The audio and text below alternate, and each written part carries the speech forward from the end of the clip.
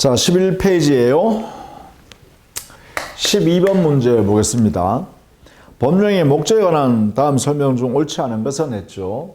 자, 법률 행위의 목적. 이것은 법률 행위에 하는 당사자 의도, 그 행위의 내용을 말하는 것이죠. 자, 1번.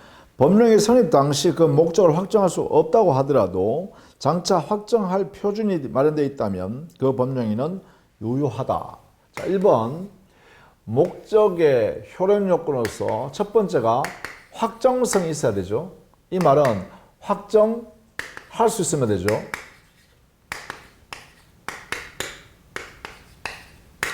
확정될 수 있으면 돼요.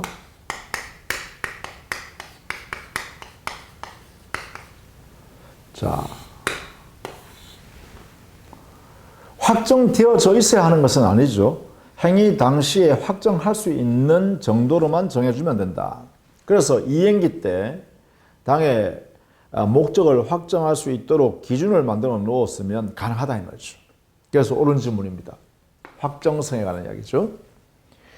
2번 법령의 목적이 물리적 과학적으로는 가능할지라도 사회 통념상 불가능이면 그 불능으로 처리된다.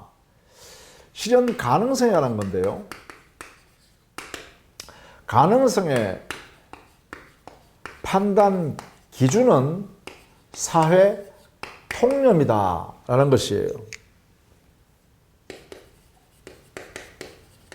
사회 통념을 가지고 이걸 우리는 객관적으로 평가하는 것이죠. 객관적으로. 그러니까 보통 일반인 기준으로 일반인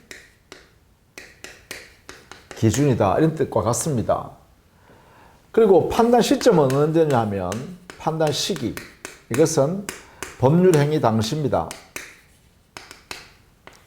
당시를 기준으로 판단하는 것이죠. 그 다음 3번 원시적으로 불가능한 것을 목적으로 하는 것은 무효이다. 그렇죠? 3번의 이 가능성에서 행위 당시에 사회 통념상 판단해 보니까 실현 불가능하다는 것을 우리는 원시적 불능이라고 그러죠. 원시적 불능일 때 우리는 그 법령에는 무효가 됩니다. 이거는 공식입니다. 원시적 불능이라는 사유가 있으면 그 법령에는 무효다. 다만 그 법령이 계약이다 라고 할 때 그 계약 당사자 중에 어느 일방이 원시적 불능이라는 사실을 알았거나 알 수 있었고 그 상대방은 몰랐고 모르는데 과실이 없는 상태에서 손해가 생겼다면 그 상대방 손해본 사람은 이 알았거나 알 수 있었던 당사자한테 손해배상을 청구할 수 있죠. 이게 바로 민법 535조의 규정으로 만들어 놓은 계약 체결상 과실 책임에 의한 손해배상 책임입니다. 이것이 원시적 불능에서 적용되는 것이죠. 따라서 옳은 질문이다. 그죠? 무효 것이니까. 4번. 무허가 숙박업소의 숙박행위는, 자, 여기는, 일반적으로요, 무허가 숙박업소, 숙박업을 하려고 그러면, 다중에 이렇게 사용하는 것을,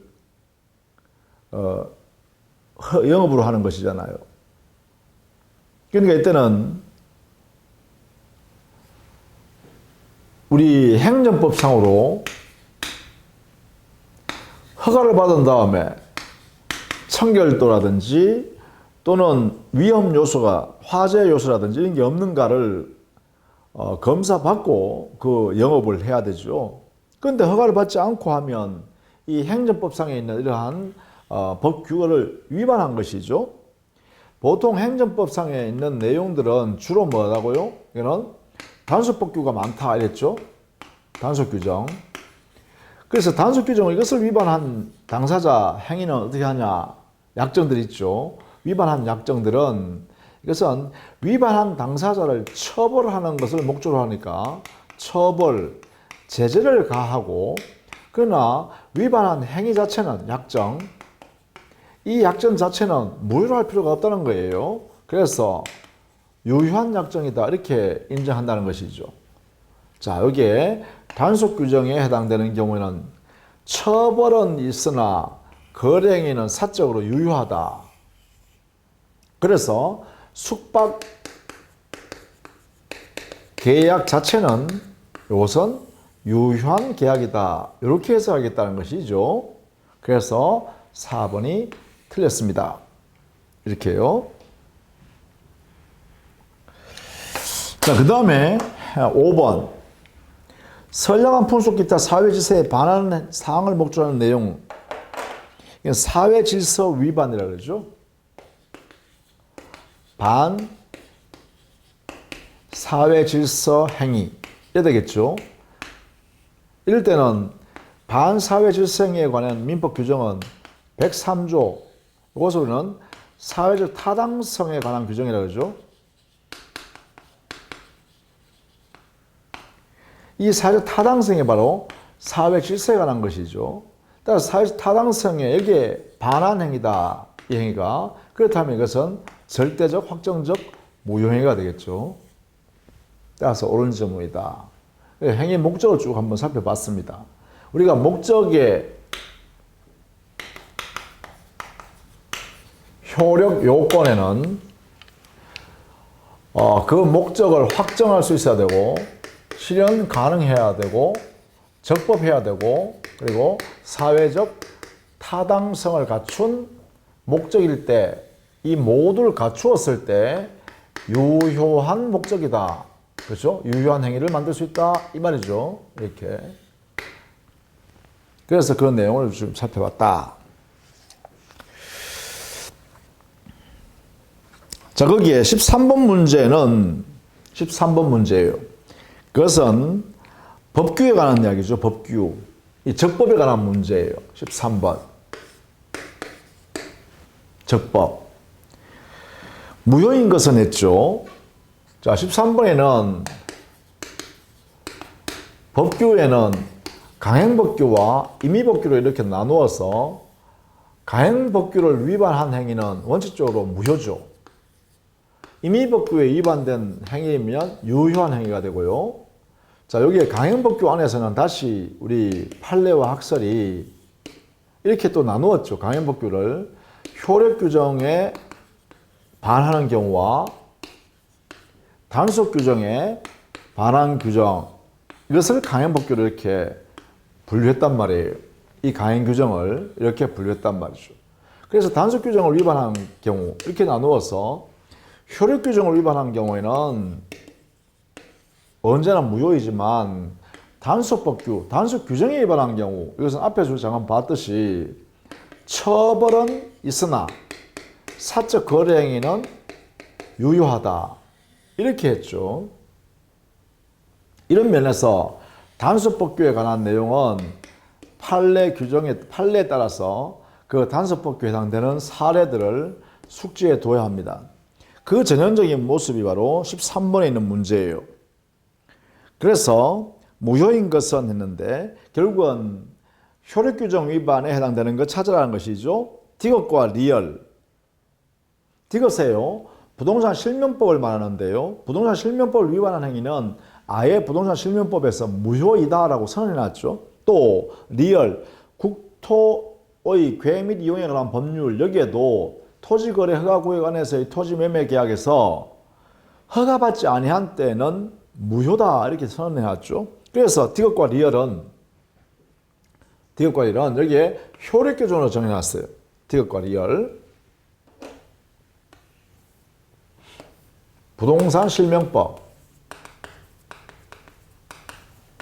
그리고 국토 계획 및 이용에 관한 법률 줄여서 국토계획법.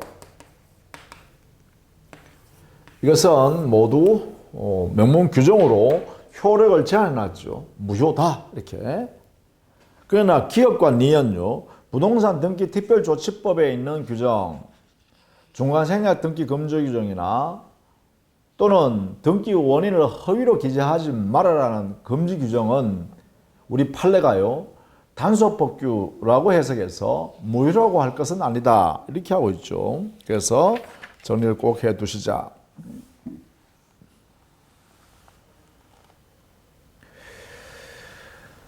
자, 그 다음에 16번 문제를 한번 볼까요? 다음의 설명 중 틀린 것은 1번 후발적 불능이 있으면 법령이 자체는 무효로 되지 않으나, 자 1번에 후발적 불능에 관한 문제예요. 자, 후발적 불능은 원시적 불능이 아니니까 당의 거래행위는 유효가 되겠죠. 유효인데 문제는 이 후발적 불능이 발생한 사유가 그 채무를 짊어지고 있는 채무자의 잘못에 의해서 후발적 불능이 생겼느냐, 아니면 채무자 잘못 없는 상태에서 후발적 불능이 생겼느냐에 따라서 법 전개 과정이 달라집니다. 만약에 채무자의 귀책 사유에서 후발적 불능이 발생했다. 이럴 때는 채무 불이행이죠. 채무자의 채무 불이행으로서 이행 불능을 만든 거예요. 그래서 채무 불이행에 따른 채무자 책임을 져야 되겠죠. 손해배상 책임이요. 손배 책임을 져야 한다. 되겠죠. 그런데 만약에 채무자한테 잘못이 없는 상태에서 후발적 불능이 발생했다라고 하면 이것은 위험 부담의 문제로 다룹니다.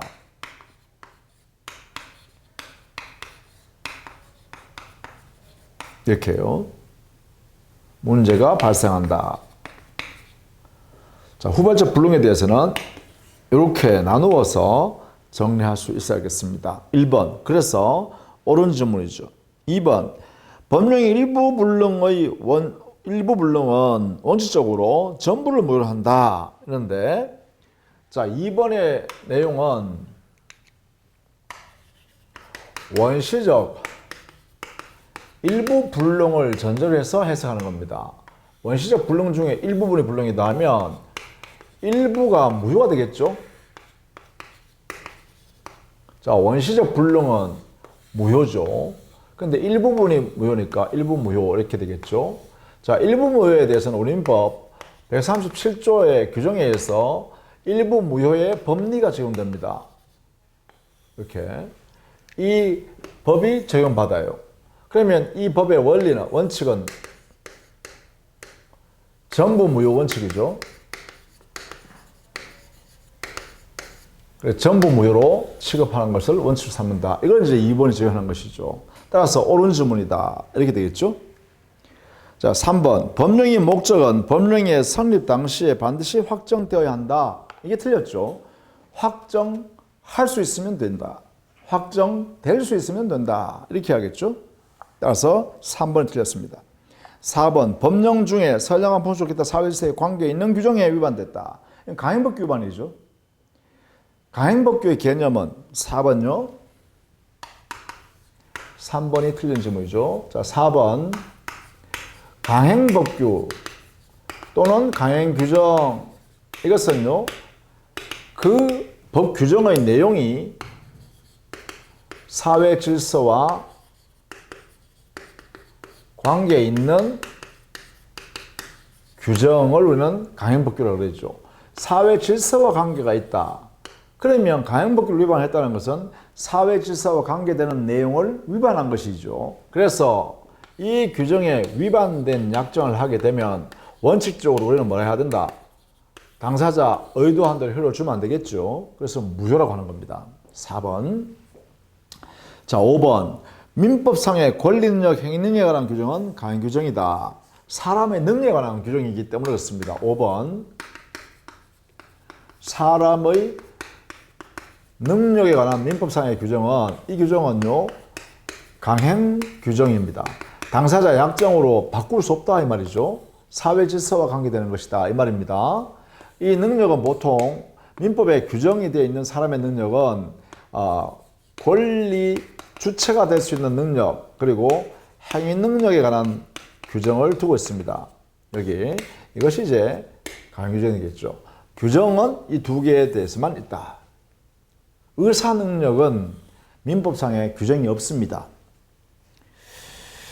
자, 그렇게 정리해 두시면 좋겠습니다.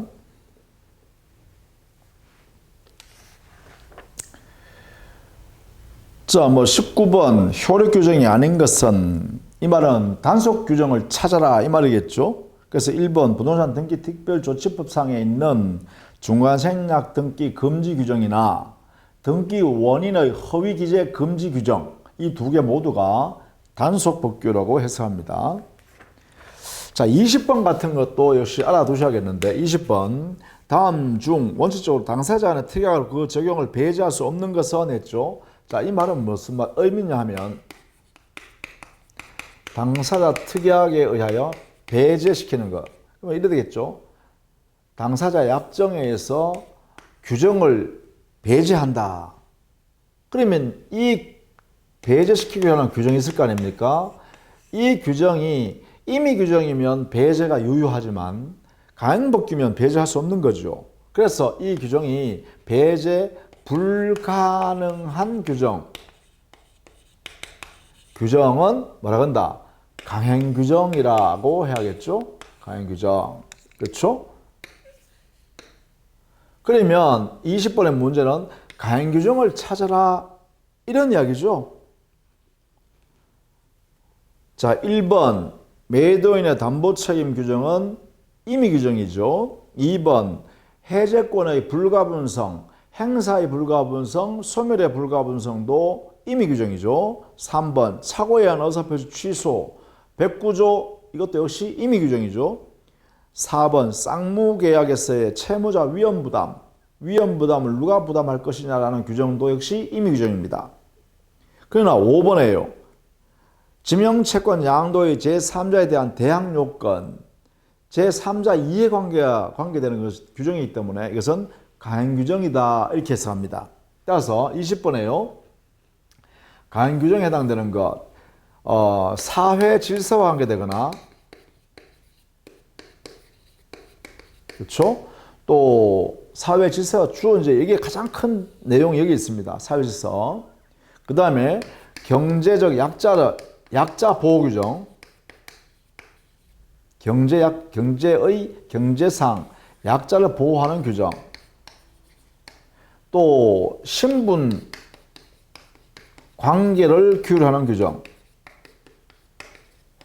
이런 것들은 전부 다 사회 질서와 관계되는 규정으로서 가행 규정이다 이렇게 되겠죠. 또 제3자 이해관계가 관계 이것을 규율하기 위한 규정. 이런 것들이 전부 다 사회 질서와 관계됩니다. 뭐 거래 안전을 도모한다 이렇게 하기도 해요. 이거는 거래 안전을 보호하기 위한 규정. 이런 것들이 전부 다 사회 질서와 관한 규정이죠. 선의치도 그것도 역시 가행 규정이죠. 이렇게 해석하는 것이다. 그래서 대표적으로 우리는 보통 가행 규정은요, 물권법상의 규정들은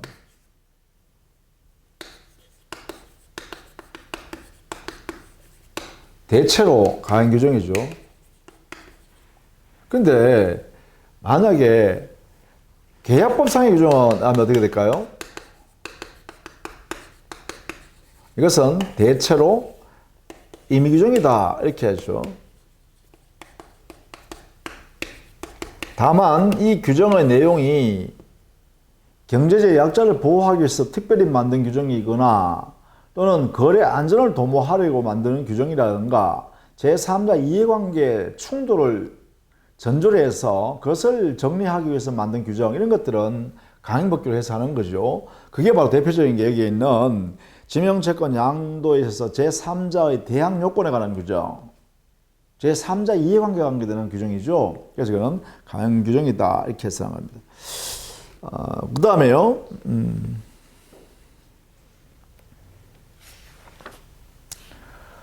22번의 적법성도 한번 여러분 봐두시죠. 여기도 역시 단속법규에 관한 내용이죠. 효력규정과 단속규정 이런 내용을 잘 보시라 하면서 22번 문제요. 무가 음식점의 음식물 판매 행위는 역시 그것도 행정법에 관계되는 것들이죠. 그래서 이것은 판매 행위 자체는 유효하지만 무가로 음식물을 판매하는 행위는 단속의 대상이죠. 그래서 이 단속법규의 성격을 갖는다 이렇게 할 수 있죠.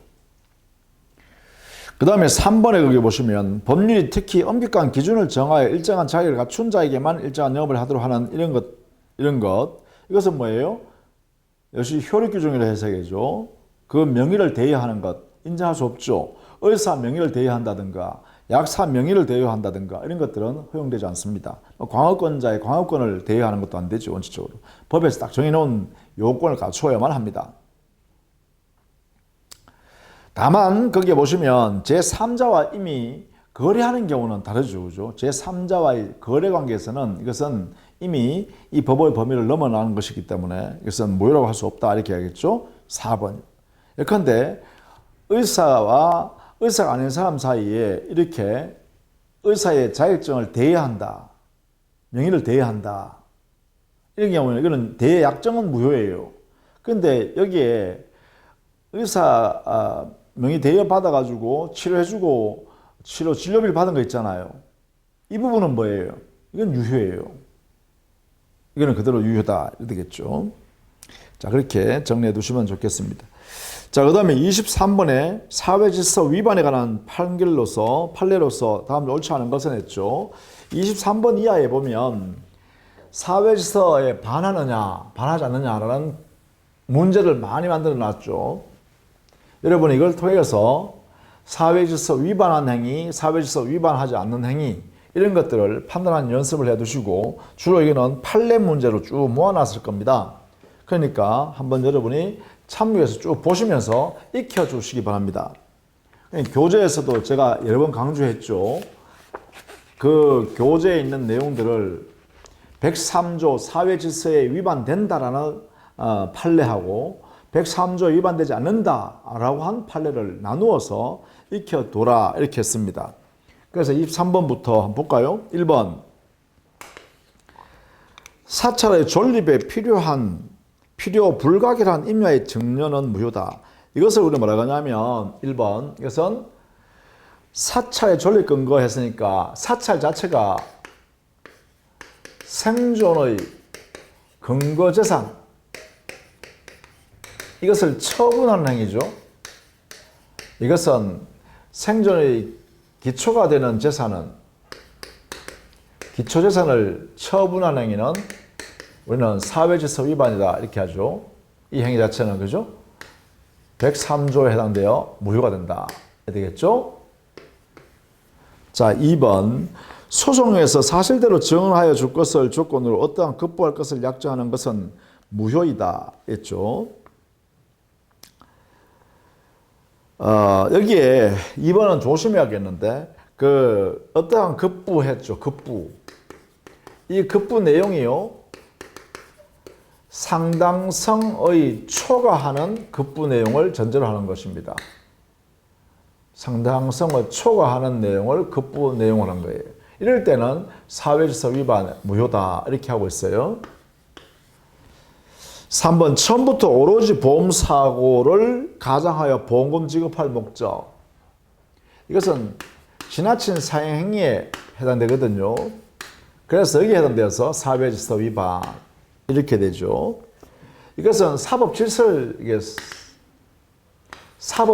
해치기 때문에 법질서 위반이죠.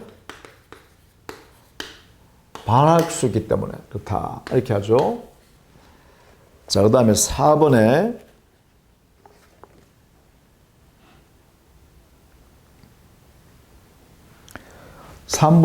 그래서 틀렸네요. 사행이 여기에서 무효가 돼야 되죠. 무효가 아니다가 아니라 무효다라고 해야겠네요. 5번에 전통 사찰의 주지직을 거액의 금품을 대가로 양도하는 약정. 자, 여기에 주지직 양도, 금전적 양도, 금전을 기초한 양도, 이거는 무효죠. 요 행위 자체는 무효입니다. 그런데 이러한 사실이 있다는 것을 알면서 종단에서 주지 임명하는 행위 있죠. 이 행위 자체는 사회질서 위반이라고 할 수 없다 이렇게 하고 있죠. 그러니까 주지직을 돈을 주고 사고 파는 행위는 사회서 위반으로 무효가 되지만 주지직을 사고 팔았다는 사실 알지만 그 당사자가 주지직에 적합한 인물이다라고 하면 이 종단에서 말이죠. 주지 임명을 해버릴 수도 있죠. 당사자 약정은 무효지만 주지 임명 행위 자체는 유효하다. 이게 별개란 것이죠. 별개. 이렇게 해석합니다. 자, 그 다음 5번에요.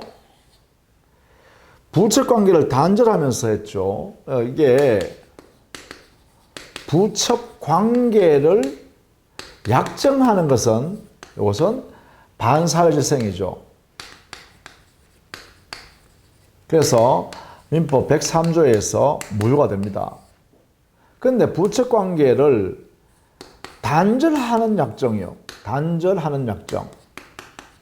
이것은 유효잖아요. 사회질서 위반이 아니라 이건 사회질서에서 반하는 영역에서 사회질서 안으로 들어오기 위해서 하는 약정이죠. 따라서 이 약정은 유효하고 이와 수반해서 이루어지는 첩의 생활비 지급하겠다든가 또 그 첩과의 사이에서 태어난 자식에 대한 양육비를 지급하기로 한 약정은 유효하죠. 그래서 이와 수반된 약정, 이것은 유효하다 이렇게 해석할 수 있겠죠. 자, 이렇게 정리해 두시고 그 밑에 이하도 여러분이 좀 봐두시면 좋겠습니다. 뭐 이런 행위들은 반복적으로 여러분은 보시는 수밖에 없죠.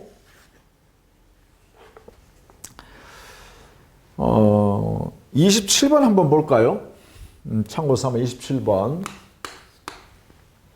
반사회 질서의 법령에 해당하여 무효되는 것을 모두 고른 것은 했죠. 1번 기업 설립 과정에서 강박이라는 불법적 방법을 사용한 데 불과한 경우. 자, 여기 기업은요. 민법 110조 하자에 있는 즉 강박에 의한 의사표시 110조의 강박에 해당되기 때문에 이것은 취소 문제만 발생합니다. 취소 문제로 다뤄야 한다. 단순히 불법적 방법으로만 사용했기 때문에 그렇습니다. 만약에 여기에 이 강박이 개인의 의사결정의 자유를 완전히 박탈할 정도다. 그럴 때는 그 의사표시, 이 의사의 결정을 해서 표시하는 것은 무효가 됩니다. 이런 경우는 강박의 정도가 아주 심해서 개인의 의사결정의 자유를 박탈할 정도다라고 하면 그때는 그 의사표시에 의한 법령에는 무효가 됩니다. 그러나 그 외에 단순히 불법적 방법이다. 이 강박이 불법적 방법으로 사용한 경우 이때는 민법 110조 취소의 문제일 뿐입니다. 취소. 그렇죠? 취소의 문제일 뿐이다. 요 기억은 알아두셔야 됩니다. 판례가 이렇게 정리해놨죠.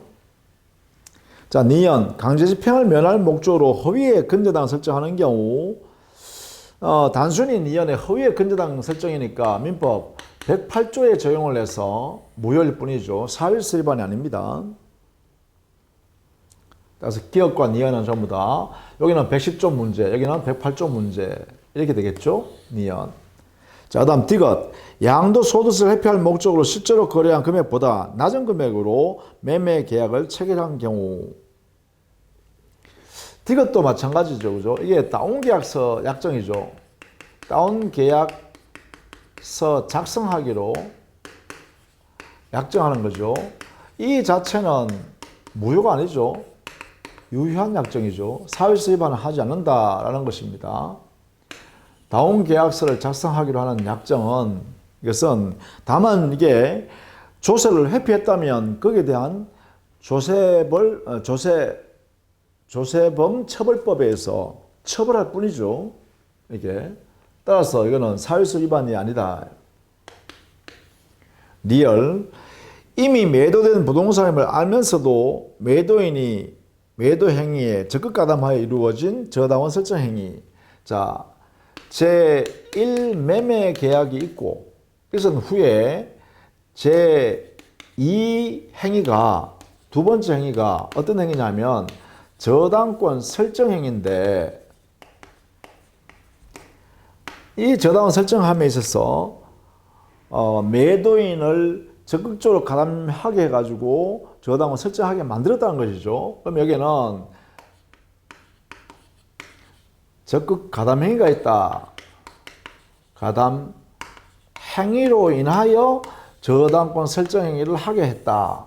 라고 하면 이 행위는 민법 103조 사회질서 위반으로 인하여 제2 행위 저당권 설정 행위는 무효가 됩니다. 이렇게 결국은 제1 매수인이 정상적으로 소유권을 취득할 수 없게 만드는 것이죠.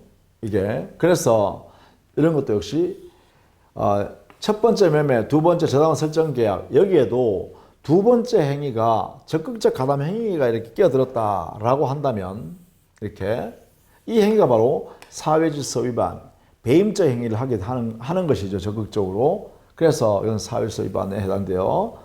이런 경우로는 뭐냐냐 이중 매매의 법리라고 합니다. 두 개가 이중 매매는 아니지만 이 법리에 따라서 이렇게 적용하는 거예요. 103조를. 첫 번째는 매매고 두 번째는 저당권 설정 계약인데 저당권 설정 계약을 만드는 형태가 적극적 가담 행위를 통해서 했다면 이것도 제2 저당권 설정 행위가 사회질서 위반이 될 수 있다. 이렇게 이런 것을 우리는 이중 매매의 법리라고 한다. 이렇게 따라서 리얼은 103조 문제로 다뤄야겠죠. 사회질서 위반이 되겠죠. 자, 그렇게 정리해 두시면 좋겠고요. 그 다음에 29번 문제 한번 볼까요? 29번 문제.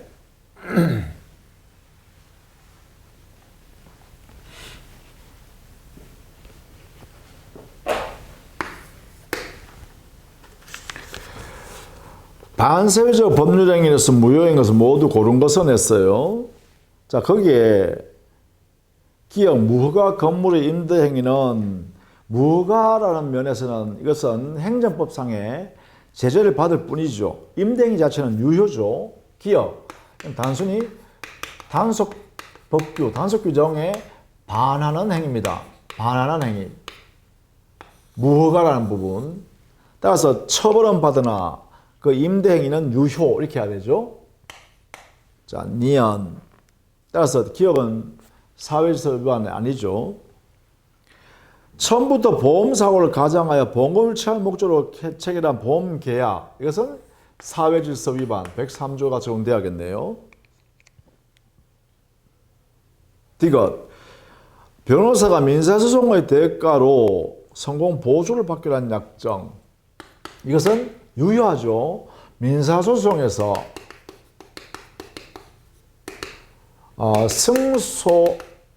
승소함으로 승소에 따르는 보수를 받기로 하는 약정 이것은 유효한 약정이다. 그러나 형사소송에서 예컨대 인신 구속을 면하게 하게 해주겠다. 구속의 면하게 하는 하고 예컨대 보석금은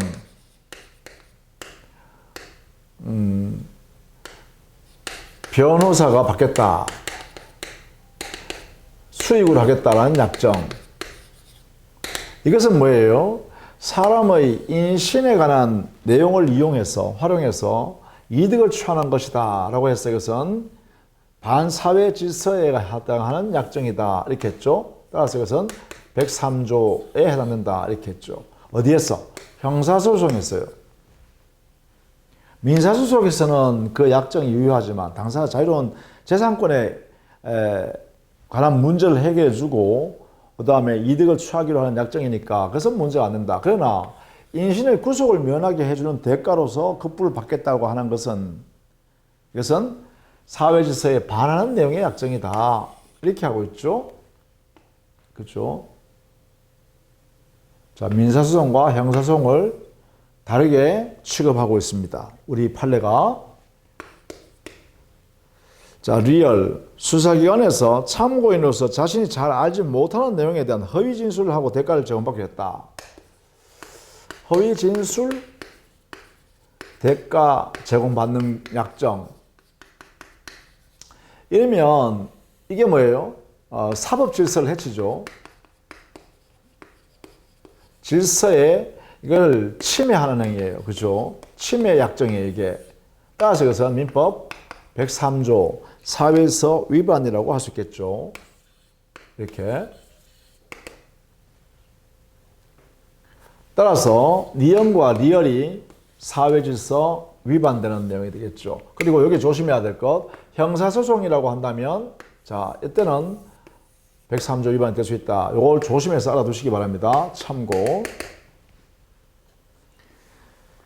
따라서 3번이 답이 되겠죠.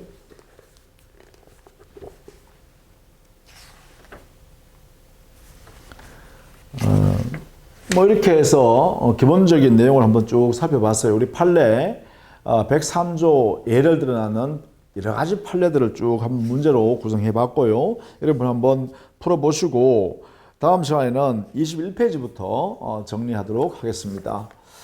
자, 수고 많으셨습니다. 다음 시간에 뵐게요.